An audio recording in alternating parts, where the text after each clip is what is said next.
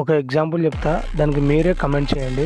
మీ నాన్న ఒక 2 లక్షలు అప్పు ఉన్నాడు అనుకుందాం. అప్పు ఇచ్చిన వాడు మీ ఇంటి దగ్గరకు వచ్చి హార్ష్గా మాట్లాడితే మీకు ఎలా ఉంటుంది? మీరేం టెన్షన్ పడకండి, అది కూడా నేనే చెప్తా. మనకు ఆ టైంలో ఏమనిపిస్తుంది అంటే వీని అప్పు ఎలాగైనా కట్టేయాలరా అని అనిపిస్తుంది. ఎందుకంటే ఆ టైంలో మనకి మోటివేషన్ అనేది పీక్స్లో ఉంటుంది. కొద్దిసేపటి తర్వాత మనం ఇన్స్టాగ్రామ్ ఓపెన్ చేసి, ఇప్పుడు ఇన్స్టాగ్రామ్ అనే అల్గోరిథం ఎలా పనిచేస్తుంది అంటే మనం ఏ మూడ్లో అయితే ఉంటే అలాంటి రీల్స్ అనేవి మనకు సజెస్ట్ చేస్తుంది. కొంచెం సాడ్ రీల్స్, కొంచెం మోటివేషన్ రీల్స్, ఇవన్నీ చూసి మనం ఒకటి స్టోరీ పెడతాం. స్టోరీ పెట్టడం వల్ల మనకి యూజ్ అయితే ఏమీ లేదు, మనకు ₹1 కూడా రాదు. స్టేటస్ చూసిన వాళ్ళందరూ వాళ్ళకి ఇష్టమైతే ఒక లైక్ కొడతారు, అంతేగాని మన అప్పు అయితే ఎవరు తీర్చరు. మనం చేయాల్సిన పని ఇది కాదు. మన నాన్నకి 2 లక్షలు అప్పు ఉంది అంటే ఆ అప్పు ఎలా తీర్చాలి? ఒకవేళ మనకు స్కిల్స్ ఉంటే ఏదైనా జాబ్కి ట్రై చేయాలి. మనకి ఏ స్కిల్స్ లేకపోతే ఏదో ఒక పని చేసి అప్పు తీర్చాలి. ఇది దాని యొక్క ప్రాసెస్.